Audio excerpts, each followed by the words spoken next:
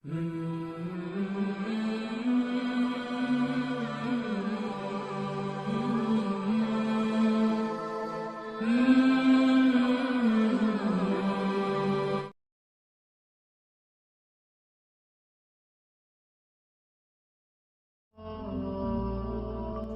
اللہ الرحمن الرحیم۔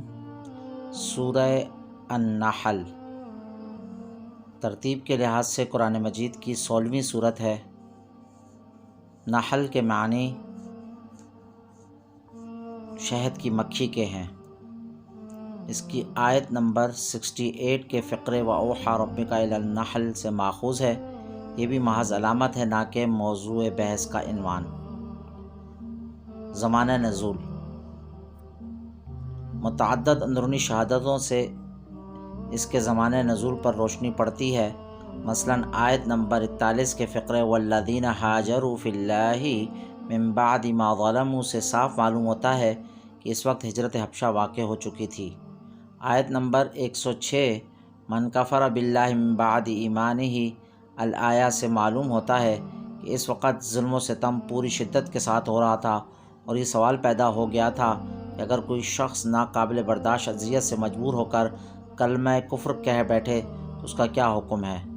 آیت نمبر 112 سے 114 وَضَرَبَ اللَّهُ مَثَلًا قَرْيَةً إِن كُنتُمْ إِيَّاهُ تَعْبُدُونَ کا صاف اشارہ اس طرف ہے کہ نبی صلی اللہ علیہ وسلم کی بعثت کے بعد مکہ میں جو زبردست قحط رونما ہوا تھا وہ اس سورت کے نزول کے وقت ختم ہو چکا تھا۔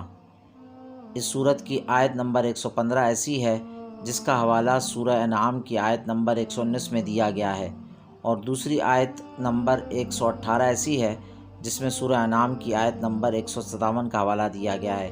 یہ اس بات کی دلیل ہے کہ ان دونوں سورتوں کا نزول قریب العہد ہے۔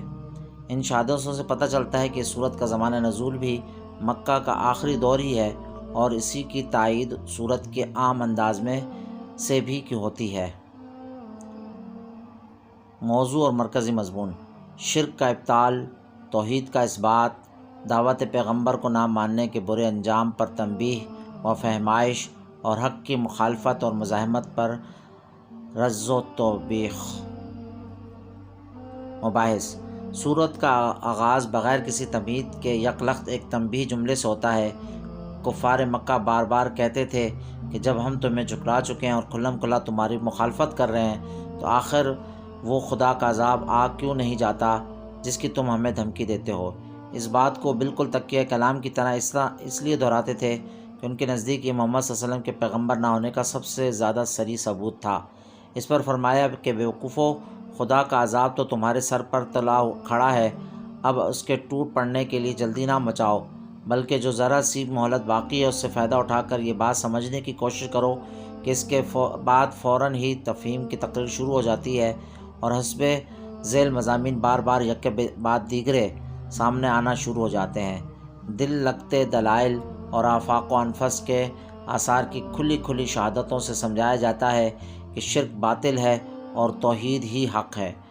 منکرین کے اعتراضات، شکوک، حجتوں اور حیلوں کا ایک ایک کر کے جواب دیا جاتا ہے۔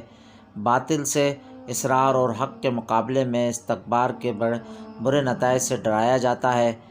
ان اخلاقی و عملی تغیرات کو مجمل مگر دل نشیں انداز میں بیان کیا جاتا ہے جو محمد صلی اللہ علیہ وسلم کا لایا ہوا دین انسانی زندگی میں لانا چاہتا ہے، اور اس سلسلے میں مشرکین کو بتایا جاتا ہے کہ خدا کو رب ماننا جس کا انہیں دعویٰ تھا محض خالی خولی مان لینا ہی نہیں ہے، بلکہ اپنے کچھ تقاضے بھی رکھتا ہے جو عقائد، اخلاق اور عملی زندگی میں نمودار ہونے چاہیے۔